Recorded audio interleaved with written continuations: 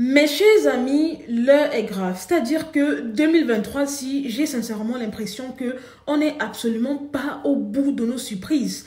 Les nouvelles ne sont pas du tout bonnes du côté du sud-ouest Cameroun, plus précisément à Likamba, où une jeune maman âgée de 20 ans a donné du somnifère à son bébé qui en est malheureusement décédé. Ne vous inquiétez pas, ayez le temps de bien vous installer confortablement, prenez quelque chose à manger, à boire, puisque dans cette vidéo, je vais essayer de vous relater les faits tels qu'ils m'ont été envoyés inbox avec quelques éléments de preuves et d'images à l'appui. Puis par la suite, je vais essayer de conscientiser un peu cette jeunesse qui m'a l'air de dormir et de penser qu'à la fête et à la vie de débauche. Alors les amis, pour faciliter la narration concernant cette histoire, nous allons appeler la jeune fille Mélissa.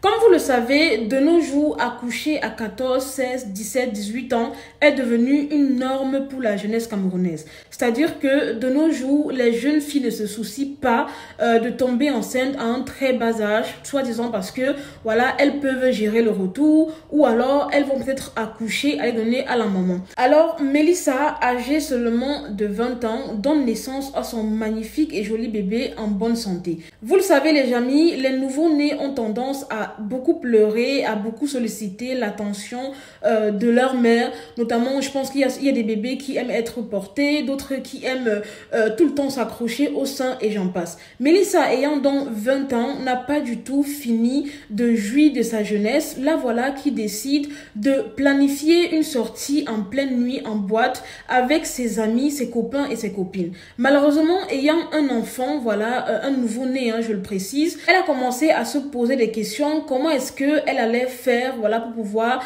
partir, voilà, danser tout simplement en ayant le nouveau-né. C'est à ce moment-là qu'elle aura la mauvaise idée, et j'irai même jusqu'à dire la très mauvaise idée, de donner un peu de somnifère à son bébé pour que celui-ci puisse dormir toute la nuit, lui permettant donc voilà d'aller danser, secouer un peu son corps entre copines. Donc voilà Mélissa qui s'apprête donc pour sa sortie. Elle donne comme prévu un peu de somnifère au bébé, et ce qui est drôle c'est que au lieu même de coucher le bébé sur le lit, elle s'en va coucher le bébé en main le sol. Vous imaginez.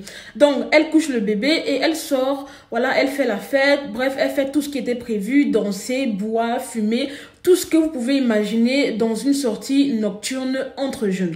La voilà donc au petit matin qui rentre à la maison et malheureusement tombe des nues, puisqu'elle retrouve son bébé qui est toujours allongé à la même position et qui n'a absolument pas bougé. Dans sa tête, elle a d'abord dû se dire que c'est peut-être le somnifère qui était encore en train d'agir, alors que non, évidemment, le bébé était décédé. Vous vous en doutiez donc bien, le somnifère qui est normalement préconisé pour un adulte a été voilà administré à un nouveau-né qui malheureusement son organisme n'a pas du tout supporté les effets secondaires, et voilà que le somnifère a emporté le bébé. Voilà, très vite elle a alerté les voisins, les populations, voilà, elle a commencé à crier au scandale, mais la faute ne revient qu'à Mélissa qui a voulu faire passer ses besoins de jeunesse au détriment de sa fille. C'est la raison pour laquelle je dis toujours que vous les filles, avant d'aller faire n'importe quoi et tomber enceinte, pensez à 2 fois. Parce que des fois, les amis, je vois passer sur les réseaux sociaux énormément de personnes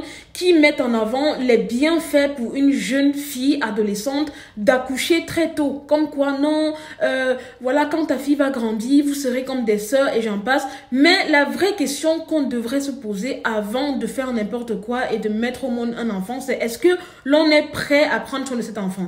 Dans le cas de Mélissa, on voit très bien que le fait qu'elle ait été maman très jeune est en train de très rapidement la rattraper, parce que là elle a dû choisir entre aller faire la fête et prendre soin de son bébé, et malheureusement comme tout jeune elle a choisi la vie de débauche, enfin aller faire la fête au détriment de son enfant en fait, au point même de lui administrer un somnifère. Mais c'est grave ça.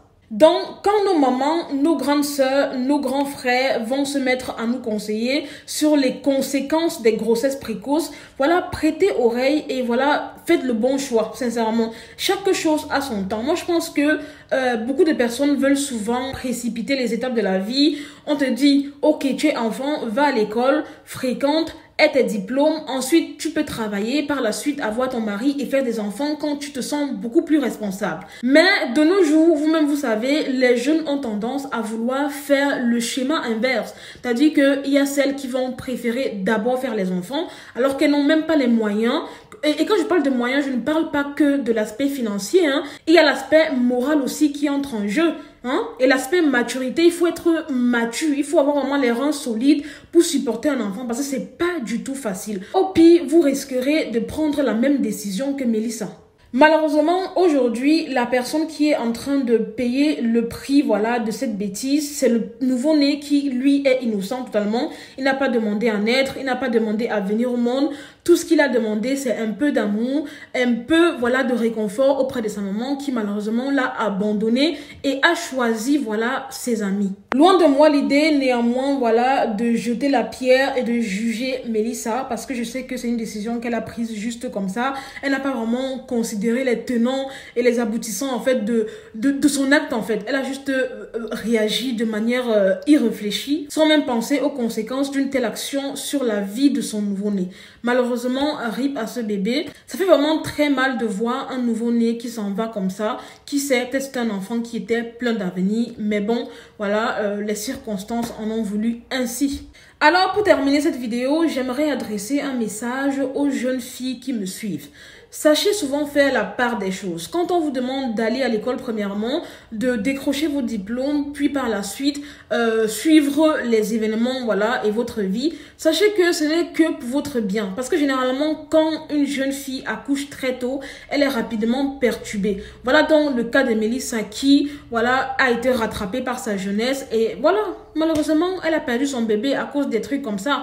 Or, si elle avait attendu, voilà, avant d'accoucher, elle serait partie en boîte librement et voilà, il n'y aurait pas eu mort d'homme entre guillemets. Donc, sincèrement, faites la part des choses et surtout, ne précipitez rien. Faites tout dans l'ordre parce que tôt ou tard, vous allez forcément avoir des enfants. Mais pourquoi vouloir, je sais pas moi, précipiter les choses? Pareil pour les jeunes mères d'enfants, voilà, vous, on ne peut plus rien vous dire parce que, voilà, vous avez déjà eu des enfants, c'est déjà fait, mais n'empêche que vous devez être responsable. Ce n'est pas parce que tu as 20 ans, voilà, que tu vas prendre des décisions à la va-vite sans même réfléchir. Si déjà tu as un enfant à 20 ans, pour moi, ça veut dire que il y a quand même un peu de matière grise dans le cerveau. Donc, essaye de revoir tes priorités parce que si tu as décidé d'avoir un enfant à 20 ans, 17 ans, ça veut dire que tu savais où tu allais. Donc, sache que quand tu as un enfant à 20 ans, ta priorité devient désormais cet enfant-là et non toi. Si l'enfant a besoin de toi la nuit et qu'il pleure, tu as l'obligation de rester avec cet enfant